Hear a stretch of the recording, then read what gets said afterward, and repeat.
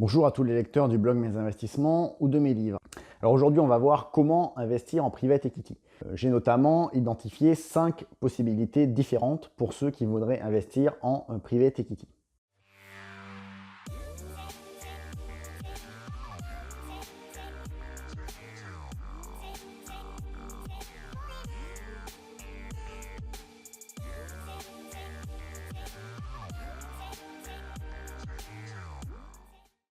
Alors la première méthode, vous allez voir, hein, c'est la seule qui n'est pas très sérieuse, après c'est sérieux, ça va être d'être un entrepreneur célèbre et de devenir membre du jury de Qui veut être mon associé, émission sur M6, tous les mercredis soirs actuellement.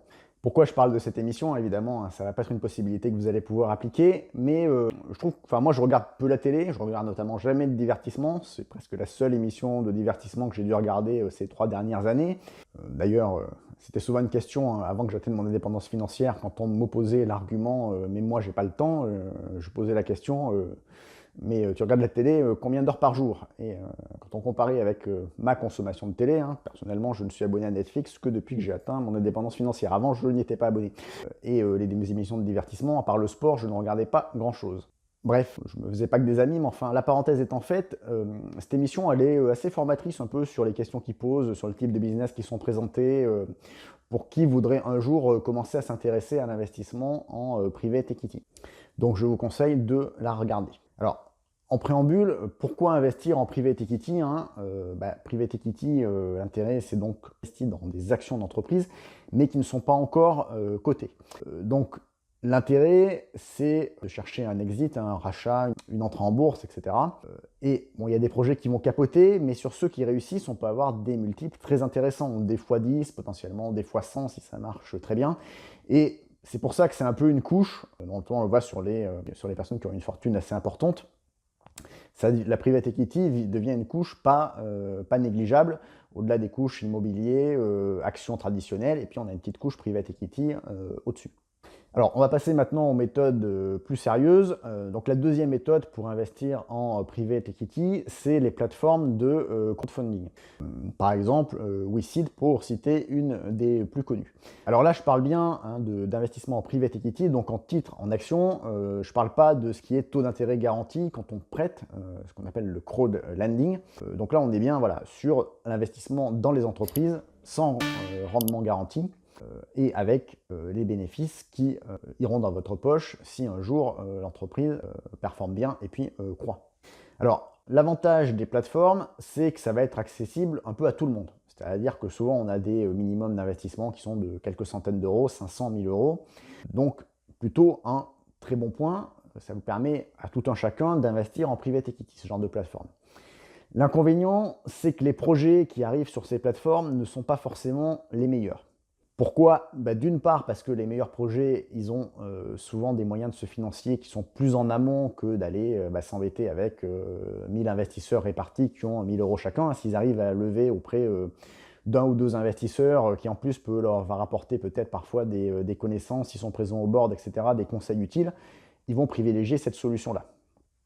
Et la deuxième raison, pourquoi on n'a pas forcément les meilleurs projets qui arrivent sur ces plateformes, parce que ça oblige à révéler des informations qui parfois peuvent être un peu sensibles sur les taux de marge, sur le modèle de business, etc. Et une start-up, en tout cas au début de son business, en fait, sa crainte, ça peut être d'être copiée. Si l'idée, elle n'a pas, on va dire, de mots, comme dirait Buffett, d'avantage concurrentiel, et puis en plus, l'avantage concurrentiel, même si on a une bonne idée, au début, il n'est pas encore construit, si l'idée se répand trop avant que l'entreprise soit assez avancée dans son financement, ça peut être un peu embêtant et ça peut faire émerger des concurrents. Donc voilà un peu l'avantage et l'inconvénient des plateformes de crowdfunding pour qui veut investir en private equity. Alors, le deuxième sérieux, mais le troisième dans mes 5 moyens pour investir en private equity, ça va être les clubs de business angels. Alors des clubs de business angels, éventuellement si vous faites des grandes écoles, vous pouvez en avoir dans vos écoles, mais vous en avez souvent au niveau régional. Voilà, moi quand j'ai cessé mes activités professionnelles salariées, on va dire, voilà, j'avais un peu de temps, c'est des choses qui m'intéressaient, je me suis un peu renseigné sur ce qui se passait dans mon coin à ce niveau-là. Donc, on a des clubs de business angels, hein, souvent des anciens entrepreneurs qui ont revendu leur entreprise, etc., et puis qui se regroupent pour soutenir des projets un peu d'entreprises locales qui émergent, etc. Alors, ça peut être intéressant puisque finalement ça permet de faire des rencontres physiques, etc. avec des gens intéressés par ça et donc c'est une activité plaisante entre guillemets. C'est pour ça que je disais que l'émission, moi je la trouve plaisante à regarder, c'est parce que je trouve que c'est une activité plaisante d'être business angel entre guillemets. L'inconvénient, moi quand j'ai essayé, c'est je me suis retrouvé avec des gens pas tout jeunes, voire beaucoup de retraités. Deux, c'est des gens qui n'avaient pas forcément des critères d'investissement très pertinents. C'est-à-dire qu'on avait l'impression qu'ils étaient là pour défiscaliser leur IFI plutôt que pour vraiment chercher des business intéressants. Et trois, parfois, ils compliquent un peu l'accès en termes de montant. Moi, je vois par exemple celui de ma région, ils obligeaient à investir 20 000 € dans une sorte de fonds commun qu'ils ont créé de leur business angel, en fait, pour avoir accès au deal derrière. Sauf que moi, ce qui m'intéresse dans l'activité de business angels, c'est qu'on me présente un pitch, un deal, et que je juge par moi-même si ça va être une boîte à terme intéressante ou pas. C'est-à-dire que potentiellement, il y en a où je ne veux pas aller, il y en a où je vais aller un petit peu, il y en a où je vais vouloir aller beaucoup. À partir du moment où il faut déjà mettre 20 000 balles dans un fonds commun où je ne sais pas ce qu'il y a, où voilà, c'est une mélasse et où on m'oblige à faire ça avant même qu'on me présente un premier deal, ça m'a pas forcément trop emballé, quoi. Mais à voir parce que c'est pas forcément pareil dans toutes les régions. Par exemple, moi je sais qu'avant, pour en avoir parlé avec quelqu'un qui avait été dans ce truc avant moi, il n'y avait pas cette histoire de fonds communs et de mise de 20 000 € au départ. Donc c'était peut-être plus intéressant, même si ça ne changeait pas la population et leur façon d'appréhender un peu les projets. Il y en a aussi qui font un peu, voilà, j'ai envie de dire, qui sont tellement blindés, entre guillemets, qui veulent juste encourager, on va dire, des business locaux et ils font ça un peu comme ils feraient des dons aux œuvres, hein, j'ai envie de dire. Donc c'est ça qui peut être un peu embêtant dans ce genre de club pour qui veut vraiment investir, je dis bien le mot, investir en private equity. Alors, le quatrième moyen, le troisième sérieux toujours, ça va être indirect ce coup, ça va être avec des fonds familiaux qui sont cotés en bourse. C'est-à-dire qu'on a des fonds familiaux qui sont cotés en bourse, donc on n'est pas sur du private equity, on est bien sur de l'action cotée. Mais ces fonds familiaux, finalement, ils investissent à la fois dans des business cotés. Alors parfois, ils détiennent, on va dire en majorité, le business familial initial. Après, ils ont diversifié les revenus, puisque c'est la holding familiale du groupe, pour ne pas être exposé qu'au business familial, dans des entreprises cotées.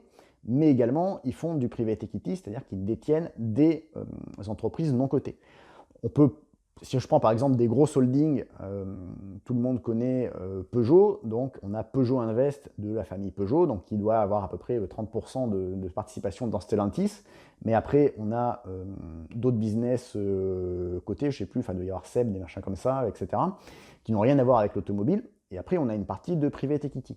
Si je fais le pendant, j'ai parlé Stellantis, on a le pendant côté italien avec le holding familial Exor, qui est le holding de la famille Agnelli, donc on a du Stellantis, on a du Ferrari, on a du Juventus de Turin, donc dans des aspects cotés, enfin on a d'autres boîtes peut-être un peu moins célèbres que ça et peut-être plus rentables que la Juve par exemple, mais on a aussi du private equity. Et puis après, on a des entreprises beaucoup plus petites comme ça, hein. Par exemple, là, celles-là, les deux sont éligibles au PEA. Si on va chercher dans le PMA, PME, on a par exemple une entreprise comme IDI qui va faire de l'investissement dans du non-coté. Donc, c'est une façon indirecte de détenir du private equity dans votre patrimoine.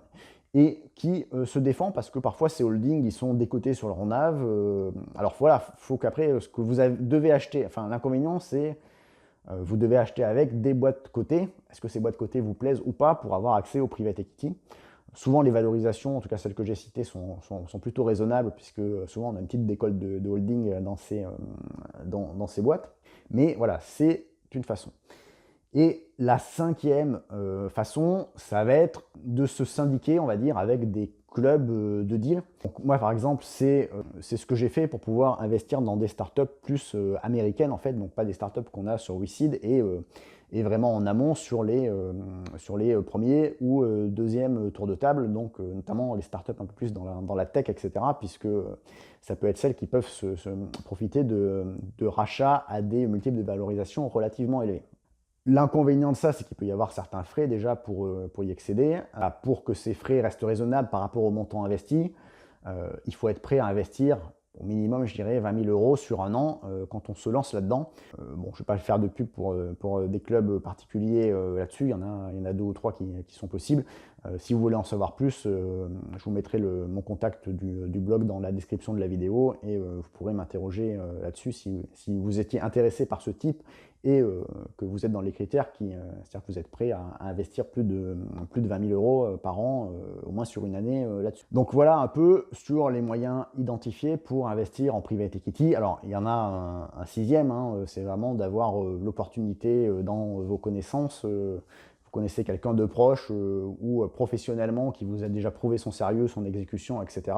Et alors parfois on a la monnaie familiale quand c'est de la famille, mais moi j'ai aussi déjà vu sur des relations LinkedIn que j'avais côtoyé pas mal dans mon job, qui après montaient leur boîte et faisaient une levée de fonds et voilà, y aller par leur réseau LinkedIn au début. Je ne sais pas ce que ça a donné parce que j'ai pas forcément été dedans, mais ça peut être aussi une autre façon. Après ça, c'est voilà, chacun a l'opportunité ou pas, donc je ne peux pas en faire un moyen général d'investir en private equity. Donc voilà, si vous avez aimé cette vidéo, n'oubliez pas le petit like. Je vous rappelle mes livres, donc en immobilier, l'investissement immobilier locatif intelligent avec sa mise à jour 2022, donc le beurre et l'argent du beurre, puisque c'est le best-seller le plus vendu dans la catégorie immobilier avec plus de 3000 commentaires sur Amazon. Et il est aussi frais maintenant puisqu'il a été mis à jour récemment avec les évolutions réglementaires et surtout les évolutions de difficultés du marché immobilier. Sa suite, pour ceux qui l'avaient déjà lu, 77 exercices pratiques pour l'investisseur immobilier intelligent. Et puis puisque la bourse, ça peut se rapprocher un peu de l'investissement en private equity, mon livre Investir en bourse, style gagnant, style perdant. Et puis mon roman L'allocateur rebelle, où un jeune va faire la rencontre de son mentor qui est très inspiré de Warren Buffett. N'oubliez pas de vous abonner à la chaîne si c'est déjà fait. Et puis dites-moi ce que vous avez pensé de ce sujet, qui est plus un sujet un peu mix entre entrepreneuriat et bourse de cette vidéo, si vous en voudriez plus ou pas forcément. À bientôt sur le blog et sur la chaîne.